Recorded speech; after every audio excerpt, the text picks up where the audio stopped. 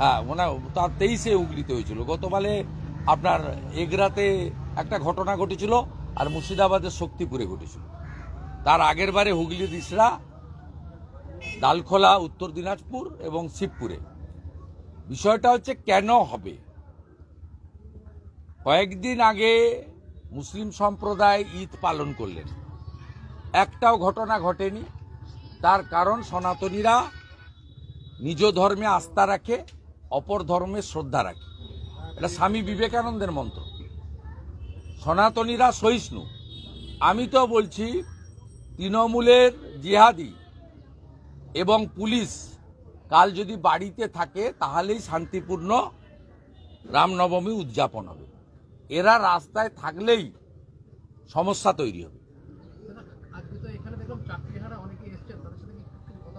যোগ্য যারা শিক্ষক, শিক্ষাকর্মী, শিক্ষিকা, তাদের সঙ্গে ভারতীয় জনতা পার্টি ডে 1 থেকে আছে। আমাদের প্রধানমন্ত্রী যখন লোকসভা নির্বাচনে প্রচারে এসেছিলেন, তখন তিনি ভারতীয় জনতা পার্টির সব সৈনিককে বলে গেছিলেন যে তোমরা লিগ্যাল টিম তৈরি করে এদের পাশে দাঁড়াও। এবং আপনারা সবাই দেখেছেন ডকুমেন্টারি এভিডেন্স, 30 ডিসেম্বর বিজেপির 15 জন এমএলএ এসএসসি ভবনে গিয়ে 7ই জানুয়ারি যে হিয়ারিং ছিল তার আগে গিয়েই যোগ্যদের তালিকা জমা দেওয়ার দাবি করেছিলাম। চেয়ারম্যান সিদ্ধার্থ মজুমদার পালিয়ে গেছিলেন মমতা ব্যানার্জির নির্দেশে, সচিব মিট করেছিলেন। তাই বিজেপি যোগ্যদের পক্ষে এবং 23 লক্ষ পীড়িতর পক্ষে। কারণ এটাতে 18 বা 6000-এর ভাগ করলে হবে না। এই পুরো স্ক্যামটাতে পশ্চিমবাংলার 2016 সালে এসএসসি পরীক্ষায় বসা 23 লক্ষ বেকার যুবক যুবতী, তারাই এফেক্টেড, তারাও বঞ্চিত হয়েছেন।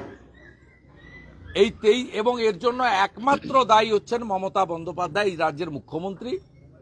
আমরা যোগ্যদের পক্ষে আছি। আমি তাদের বলেছি যে কোনো কাট অফ টাইম নেই। 3 মাস বলে যে এটা প্রচার হয়েছিল ওটা ঠিক নয়। অর্ডার কপিতে কোনো কাট অফ টাইম নেই। এই মুহূর্তে তাদের স্কুলে যাওয়ার বারণও অর্ডারে নেই।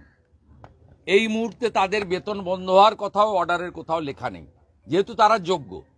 এবং তাদেরকে আমি একটা জিনিস পরিষ্কার করে বললাম যে 20-25 জন যোগ্য শিক্ষক, শিক্ষাকর্মী, শিক্ষিকা বোনেরা এসেছিলেন, অত্যন্ত ভেঙে পড়েছেন। আমি তাদের বলেছি, দেখুন, মমতা ব্যানার্জি এবং তার পরিচালিত এসএসসি, পার্থ চ্যাটার্জির নেতৃত্বে, এসএসসির তো কোনো রোল ছিল না।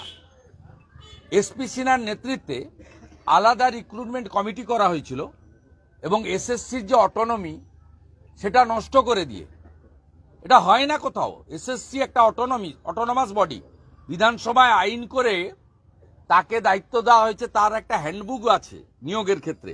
কিন্তু পার্থ চ্যাটার্জি একটা বিরল প্রাণী, তিনি এসএসসিকে তুলে দিয়ে এসপি সিনহার নেতৃত্বে একটা রিক্রুটমেন্ট টিম বানিয়েছিলেন। এবং বেহালায় বাঁশদ্রোণীতে পার্থর বাড়ি থেকে এগুলো হতো এবং ভাইপোর ওখানে টাকা কালেকশন হতো, সেটাও বেহালাতে সুজয় কৃষ্ণ ভদ্রের বাড়িতে। প্রমাণিত সত্য। সেখানে মন্ত্রীর ওএসডি এবং পিএস অভিজিৎ বলে একজন WBCS, যিনি হোমপারের অন্তর্গত, তিনি মেম্বার ছিলেন। আমি ওদের বলেছিলাম এরা ওএমআর পুড়িয়ে দিয়েছিল। যদি প্রধানমন্ত্রী নরেন্দ্র মোদীজি না থাকতেন,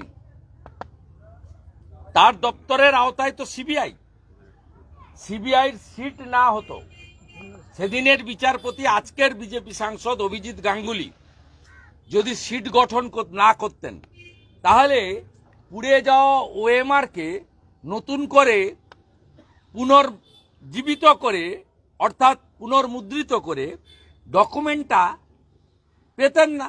তাহলে আপনারাও অযোগ্যের দলে পড়ে যেতেন।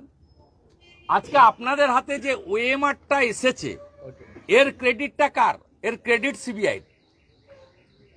সিবিআইয়ের ক্রেডিট।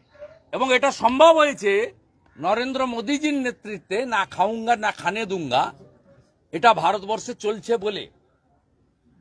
আজকে আপনি ওএমআর এর মার্কশিটটা নিয়ে, নাম্বারটা নিয়ে, একাডেমি নাম্বারটা নিয়ে আপনি প্রেসকে বলছেন আপনি বিরোধী দলনেতাকে বলছেন, সাংসদের বাড়িতে গেছিলেন, আপনি মুখ্যমন্ত্রীকে বলছেন, সরকারি দলকে বলছেন, মিডিয়াতে বাইট দিচ্ছেন। কেন আপনি বলছেন যে আমার ওএমআর অনুযায়ী মার্কস ছিল, আমি যোগ্য, আমি বিচার চাই? এটা সম্ভব হয়েছে সিবিআইর জন্য, এটাও নষ্ট করে দিয়েছিল মোটা পার্থ এবং মমতা ব্যানার্জি। তাই ভারতীয় জনতা পার্টি যোগ্যদের ক্ষেত্রে কমিটেড। আমি ওদের পরামর্শ দিয়েছি ইন্ডিভিজুয়াল রিট করতে এবং অন্য কোনো দাবি না করে দফা এক দাবি এক মমতার